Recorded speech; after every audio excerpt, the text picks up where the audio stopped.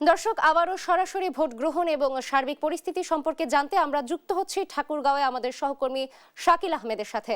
শাকিল, আপনি জানাবেন ইতোমধ্যে কি মানুষ এসে পৌঁছেছে কিনা ভোট প্রদান করতে, এবং সার্বিক নিরাপত্তা পরিস্থিতি সম্পর্কে কি কি তথ্য আছে আপনার কাছে?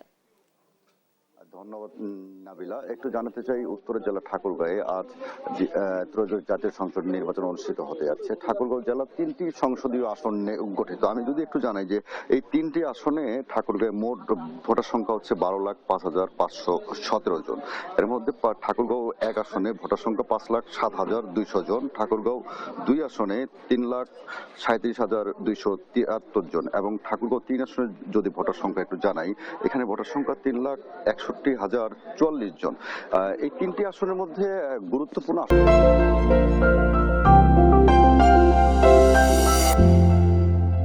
আসন হিসেবেই ধরা হচ্ছে ঠাকুরগাঁও এই ১ আসনকে, কারণ এখানে বিএনপির মহাসচিব মির্জা ফখরুল ইসলাম আলমগীর ধানের শীষ প্রতীক নিয়ে ভোটে অংশগ্রহণ করেছেন। আমি এখন যেখানে দাঁড়িয়ে আছি এই সেন্টারটি হচ্ছে ঠাকুরগাঁও সরকারি বালিকা উচ্চ বিদ্যালয়। এখানে আমরা যতটুকু জানতে পেরেছি সকাল ৭:৩০টার দিকে যেহেতু ভোট গ্রহণ শুরু হবে, ৭:৩০ থেকে ৮টার মধ্যে বিএনপির মহাসচিব মির্জা ফখরুল ইসলাম আলমগীর এই ভোট কেন্দ্রে এসে ভোট দিবেন।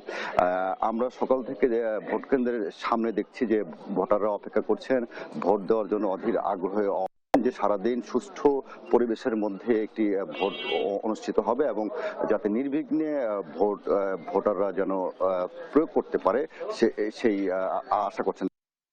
এখানকার যে জেলা রিটার্নিং কর্মকর্তা রয়েছেন ইসরাত ফারজানা, তিনি আমাদেরকে যেমনটি জানিয়েছেন যে সুষ্ঠু পরিবেশে ভোট সম্পন্ন করতে ঠাকুরগাঁয়ের প্রত্যেকটি ভোট কেন্দ্রে তারা পর্যাপ্ত আইন শৃঙ্খলা বাহিনী মোতায়েন করেছে যাতে ভোট গ্রহণ সুষ্ঠুভাবে অনুষ্ঠিত হয়।